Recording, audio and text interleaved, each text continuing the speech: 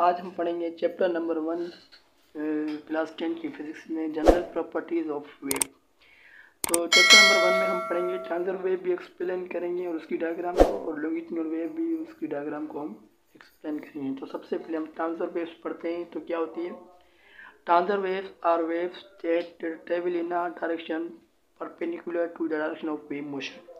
Transverse जो लहरें होती हैं वो ऐसी लहरें होती हैं जो कि सफ़र करती हैं परपेंडिकुलर तरफ में, ठीक है ना। तो ये उसकी डायग्राम है। तो ट्रांसवर्स वेव के जो ऊपर वाला पार्ट होता है उसको हम कहते हैं क्रस्ट, और नीचे वाला पार्ट जो होता है उसको हम कहते हैं ट्रफ, ठीक है ना। ये उसका एम्पलीट्यूड है, ठीक है, और ये उसकी क्या है, लेंथ है, सही है। और परपेंडिकुलर कैसे होती है उसकी तरफ, जैसे कि ये जा रही है एक वेव, ये इसका परपेंडिकुलर पोजीशन है उसकी वेव की।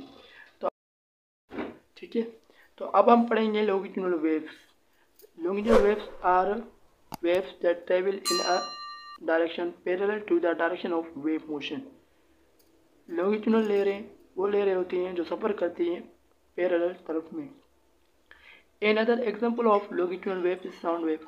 एक दूसरा मिसाल होता है longitudinal लहर का आवाज़ की लहरें, ठीक है ना। तो ये इसकी डायग्राम है। ये एक स्प्रिंग बनाया हुआ है longitudinal वेव को एक्सप्लेन करने के लिए, ठीक है। तो हम पढ़ते हैं। ये इसका जो ये वाला पार्ट है स्प्रिंग का, इसको हम कहते हैं रेयरफेक्शन, और ये वाला जो पार्ट है इसको हम कहते हैं कंप्रेशन। रेयरफेक्शन का मतलब क्या आता है और कंप्रेशन का मतलब क्या आता है? Rarefaction this is a region where air particles are apart.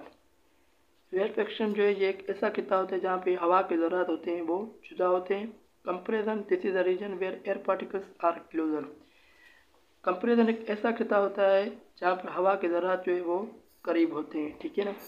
तो अगर आपको मेरी वीडियो अच्छी लगी है तो मेरी वीडियो को लाइक करें, सब्सक्राइब करें।